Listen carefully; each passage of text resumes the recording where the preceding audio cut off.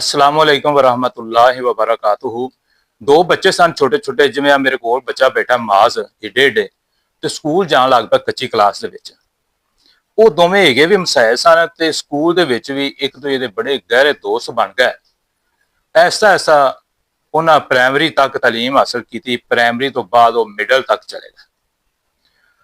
जदों 8वीं क्लास दे विच होए ते उन्हां दे विचों एक दोस्त सी जिहड़ा वो तालीम नूं दस्तबरदार कह के ते स्कूल छड्ड गया, दूसरा तालीम हासिल करता रहा। वो जिहड़ा तालीम छड्ड गया सी, घरदियां भी उहदियां बड़ियां मिन्नतां कीतियां, सख्ती भी कीती, उहनूं समझाया, लेकिन उहदे ते असर ना होया। वो घरों नाराज हो के ते बाहर किसी होर शहर दे विच चला गया। उत्थे वो जिथे धागे वालियां लूमां हुंदियां ने उहनां दे कोल चला गया ते उहनां दा हैल्पर रह पिया। हुण उत्थे वो धागे दा वल सिक्खण लग पिया। ਉਹਨੂੰ ਕੋਈ ਮਹੀਨੇ ਬਾਅਦ ਇੰਨਾ ਕੁ ਖਰਚਾ ਦੇ ਦਿੰਦੇ ਸੀ ਜਿੰਦੇ ਨਾਲ ਉਹਦਾ ਆਪਣਾ ਖਰਚਾ ਪੂਰਾ ਹੋ ਜਾਂਦਾ ਸੀ। ਐਸਾ ਐਸਾ ਉਹ ਕਾਰੀਗਰ ਹੋਣ ਲੱਗ ਪਿਆ ਤੇ ਧਾਗੇ ਦਾ ਉਹ ਬੜਾ ਸਿਆਣਾ ਹੋ ਗਿਆ। ਉਹਦੀ ਅੱਛੀ ਖਾਸੀ ਤਨਖਾਹ ਜਿਹੜੀ ਉਹ ਲੱਗ ਗਈ। ਫਿਰ ਉਹ ਪੈਸੇ ਆਪਣੇ ਘਰ ਦੇ ਵਿੱਚ ਘਲਾਉਣ ਲੱਗ ਪਿਆ। ਘਰ ਵਾਲੇ ਨਾਲ ਵੀ ਸੁਲ੍ਹਾ ਹੋ ਗਈ।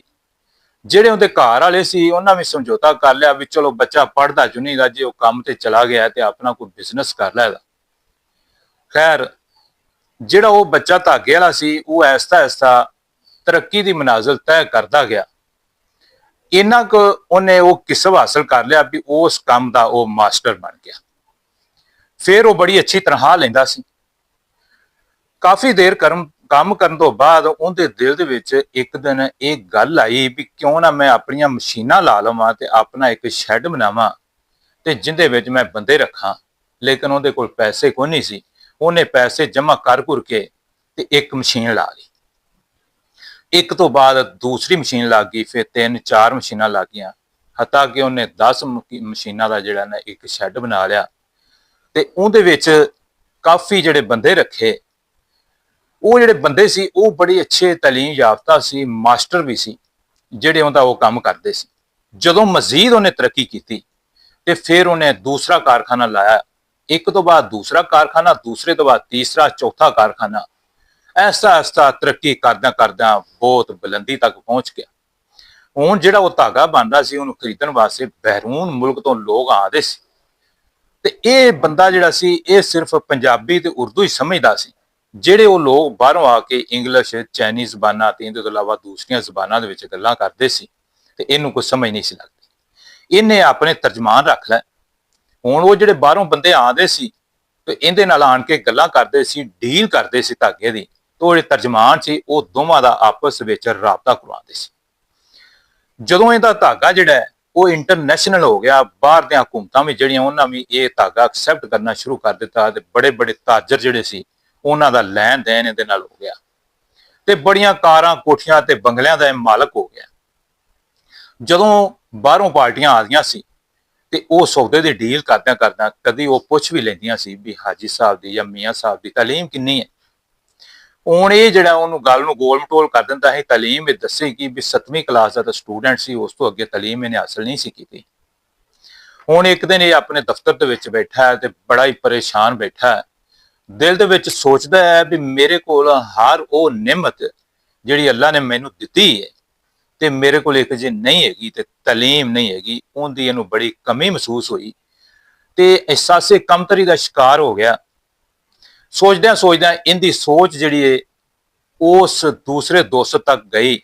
ਉਹ ਜਿਹੜਾ ਦੂਸਰਾ ਦੋਸਤ ਸੀ ਉਹ ਸਕੂਲੋਂ ਫਰਾਰ ਨਹੀਂ ਸੀ ਹੋਇਆ ਤੇ ਪੜ੍ਹਦਿਆਂ ਪੜ੍ਹਦਿਆਂ ਬੜੀ ਅੱਛੀ ਤਾਲੀਮ ਉਹਨੇ ਹਾਸਲ ਕਰ ਲਈ ਤੇ ਇੱਕ ਅੱਛੇ ਵੱਡੇ ਸਕੂਲ ਦੇ ਵਿੱਚ ਪ੍ਰਿੰਸੀਪਲ ਦੀ ਹੈਸੀਅਤ ਨਾਲ ਜਿਹੜਾ ਨਾ ਕੰਮ ਕਰਦੇ ਸੀਗਾ।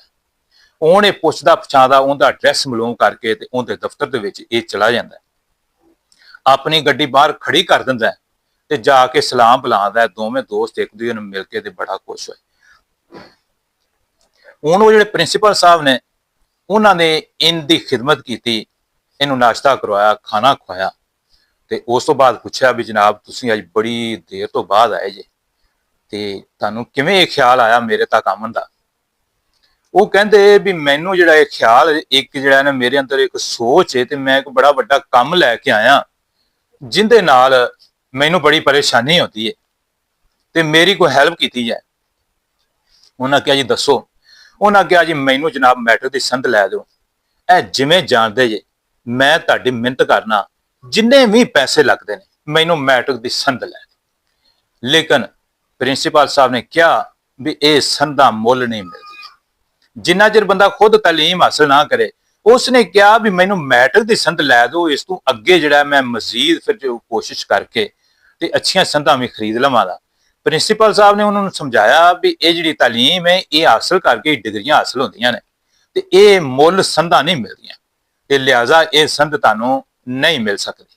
ਇਹ ਗੱਲ ਸੁਣ ਕੇ ਤੇ ਉਹ ਕਾਫੀ ਮਾਯੂਸ ਹੋਇਆ ਤੇ ਉਹਦੇ ਦਿਲ ਦੇ ਵਿੱਚ ਇਹ ਗੱਲ ਤੇ ਇਹ ਖਾਸ਼ ਪੈਦਾ ਹੋਈ ਤੇ ਕਾਸ਼ ਮੈਂ ਉਸ ਵਕਤ ਸਕੂਲ ਦੇ ਵਿੱਚੋਂ ਫਰਾਰ ਨਾ ਹੁੰਦਾ ਤੇ ਮੈਂ ਪੜ੍ਹਦਾ ਰਹਿੰਦਾ ਤੇ ਅੱਜ ਮੇਰੇ ਕੋਲ ਵੀ ਜਿਹੜੀ BA ਦੀ, MA ਦੀ, MPhil ਤੇ PhD ਦੀਆਂ ਡਿਗਰੀਆਂ ਹੁੰਦੀਆਂ।